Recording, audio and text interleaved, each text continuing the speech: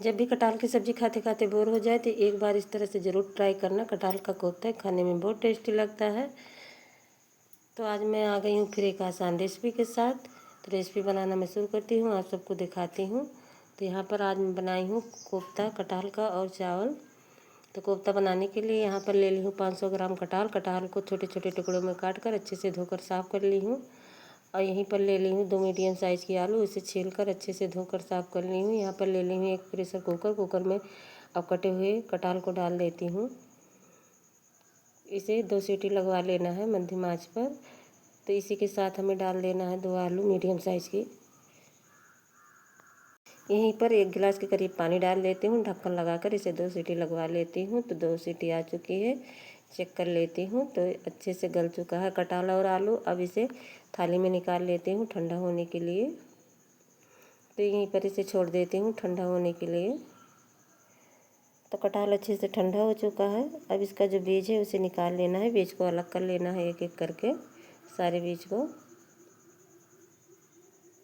आप बीज को सब्जी में डाल सकते हो, वैसे भी खा सकते हो। इसका बीज खाने में बहुत अच्छा लगता है, उबला हुआ कटहल का बीज। इसके हम अरे यहाँ कौवा बोलते हैं। तो इसी तरह से कटहल के सारे बीज को निकाल लेती हूँ और हाथों से इसे अच्छे से मैश कर लेना है आलू और कटहल को। तो इसी तरह से अच्छे से मैश कर ली हूँ। यहाँ पर डाल दी हूँ कुछ मसाले, डाल लेती हूँ गरम मसाला, हल्दी पाउडर, धनिया पाउडर, थोड़ा सा लाल मिर्च पाउडर, जीरा पाउडर।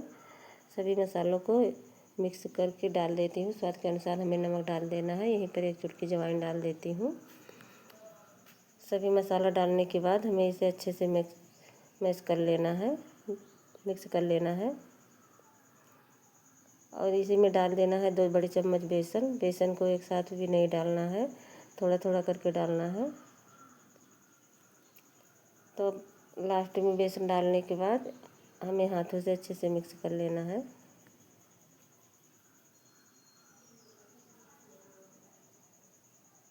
बहुत ज़्यादा बेसन नहीं डालना है, नहीं तो बेसन का ही टेस्ट आता है। और हाथों में थोड़ा सा तेल लगाकर हमें इसे गोल गोल घुमाते हुए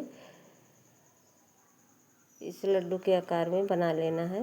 इस तरह से आप गोल, चिपटा, लंबा भी कोई भी शेप दे सकते हो। इसी तरह से सारे कोफ्ते को बना लेती हूँ।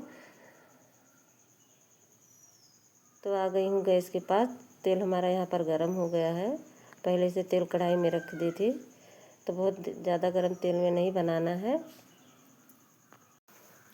अब एक एक करके सारे कोफ्ते को यहीं पर डाल देती हूँ और मध्यम आंच पे हमें इसे फ्राई करना है। तो सारे कोफ्ते को डाल दी हूँ। उलटते पड़ते हमें दोनों तरफ से इसे अच्छे से फ्राई कर लेना है। आंच को धीमी कर देना है, नहीं तो ऊपर से तो पक जाएगा लेकिन अंदर से कच्चा रह जाएगा, फिर टेस्ट अच्छा नहीं आएगा। तो इसी तरह से दोनों तरफ से हमें गोल्डन ब्राउन होने तक इसे फ्राई कर लेना है। तो दोनों तरफ से अच्छे से गोल्डन ब्राउन हो चुका है, आप सब देख सकते हो। ऊपर से तो क्रिस्पी है, अंदर से बिल्कुल सॉफ्ट कोफ्ता बनके तैयार है। सारे कोफ्ते को इसी तरह से बना लेती हूँ। बाकी के बचे हुए कोफ्ते बना ली हूँ। अब यहाँ पर डाल रही हूँ जीरा, तेज़पत्ता, हरी मिर्च। तो हरी मिर्च, जीरा को चटका लेती हूँ थोड़ी देर।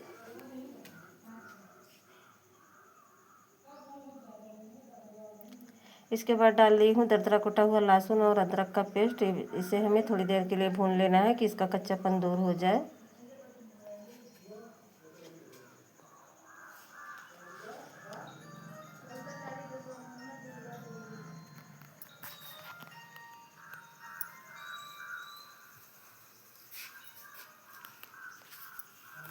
अब यहीं पर डाल लेती हूँ 2 पिसी हुई प्याज।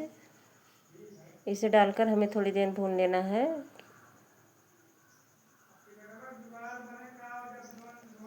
प्याज को थोड़ी देर भून ली हूँ। अब यहीं पर डाल लेती हूँ टमाटर की प्यूरी। 2 टमाटर मीडियम साइज़ का इसकी प्यूरी बना ली हूँ। इसे भून लेना है।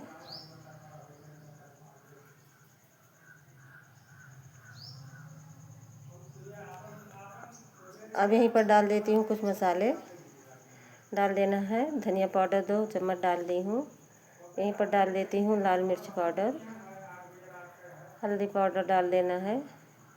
पिसा हुआ गरम मसाला डाल देती हूँ। तो सभी मसालों को हमें मध्यम आंच पर इसी तरह से भून लेना है। टमाटर में पानी रहता है, पानी नहीं डालने की ज़रूरत नहीं है। टमाटर प्याज के साथ मसाला भी अच्छे से भुन जाएगा। चलाते हुए मसाले को अच्छे से भून लेना है। तो यहाँ पर मसाला हमारा अच्छे से भुन चुका है, किनारे किनारे तेल छोड़ने लगा है। इस तरह से आप सब देख सकते हो। तो मसाला बहुत अच्छे से भुन चुका है, खुशबू भी अच्छी आने लगी है। अब डाल देती हूँ पानी। तो ग्रेवी आप अपने हिसाब से कम ज़्यादा कर सकते हो। तो थोड़ा सा पानी और डाल देती हूँ।